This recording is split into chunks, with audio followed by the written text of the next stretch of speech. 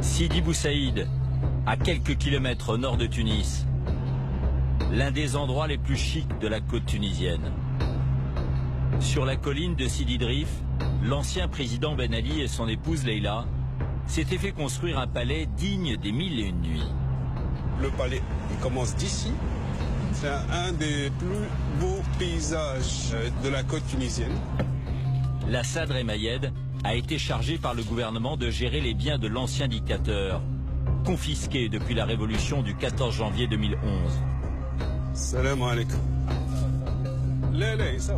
C'est la première fois qu'une équipe de télévision occidentale est autorisée à y pénétrer. Ben Ali a abandonné ce palais après sa fuite du pays. Désormais, c'est un véritable camp retranché, gardé jour et nuit.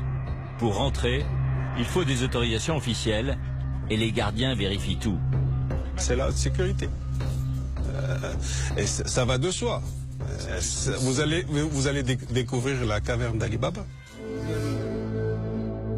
Le domaine est à l'image de l'ancien dictateur, totalement démesuré. Ben Ali a fait construire ce palais à partir de 2002 sur un ancien terrain militaire de près d'1 hectare. Personne ne connaît le prix des travaux. Seule certitude, ils ont été réalisés aux frais du contribuable tunisien. Ce que nous découvrons à l'intérieur dépasse l'imagination. 11 000 mètres carrés, 332 pièces et une décoration hors de prix. Regardez un petit peu. Regardez le lustre.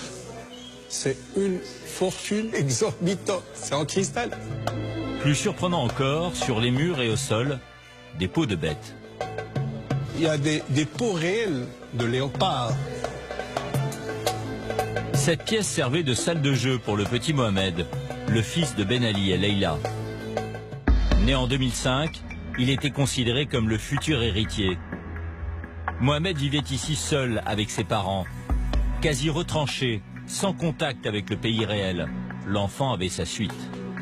C'est son monde à lui ici. Voilà, c'est son salon, son bureau, sa télé. On lui apprend à être empereur. Même les meubles de la chambre de l'enfant sont des pièces d'orfèvrerie. Les lits sont en argent. Tout ce que vous voyez, c'est en argent. Une salle de bain en jacuzzi. Regardez le dallage, le dessin en bas. Tout dans ce palace était fait pour donner au dictateur l'image de sa puissance. La Sadr nous montre la salle à manger, immense, somptueuse. Puis le coin maquillage de la chambre de Leïla Ben Ali, décorée avec de l'or. Regardez la taille et le poids de l'or placé dans cette chambre. Les peintures sur les murs sont également ornées de feuilles d'or.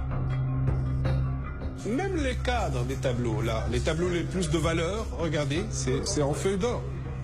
Vous ne pouvez même pas avoir une idée claire de ce que vivait son peuple. De voir tant de luxe sur un même endroit, ça me fait mal comme Tunisien. Statues d'ivoire, porcelaine de musée, vase de Chine, le palais regorge de trésors. Avec l'argent détourné, le dictateur et sa famille ne se refusaient rien. La piste d'atterrissage de l'hélicoptère. Un héliport, une plage privée en contrebas reliée par une route sécurisée qui rejoint le palais. Une piscine sur la grande terrasse dominant la mer. Et une autre encore dans les sous-sols, avec salle de relaxation. Rien que dans cette résidence, il y a plus de 50 000 objets. L'ensemble du palais, ce qu'il contient, est évalué à plus de 500 millions d'euros. L'inventaire détaillé des multiples biens de la famille va prendre des années. D'autant plus que cette fortune n'était pas uniquement mobilière. Dans cette bibliothèque, c'est Ali. Un coffre-fort caché derrière un faux livre, comme dans les films. Voilà.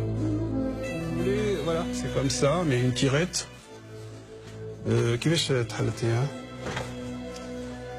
Voilà. Bonjour.